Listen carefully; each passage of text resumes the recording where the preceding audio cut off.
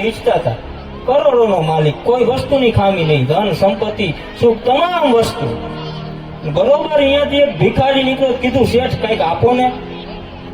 શેઠ બરોબર નીચે ઉતરા, શું જોયું બાપુ કાંઈક આપો, ઉપર વાળો રાજી થાય.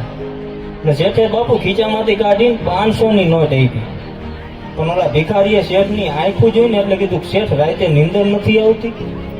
કે તને કેમ ખબર? કે તમારી આંખું એમ કે રાતે નીંદર નથી આવતી.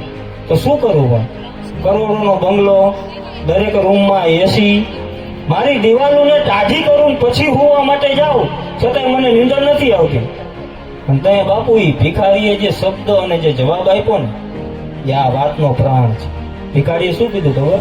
શેઠ નીંદર નથી આવતી કે ના, તમે આ કરોડોના બંગલામાં રહ્યો, એસી ચાલુ કરો, દિવાલો ટાઢી થાય પછી હોવા જાવ છતાંય નીંદર નથી આવતી.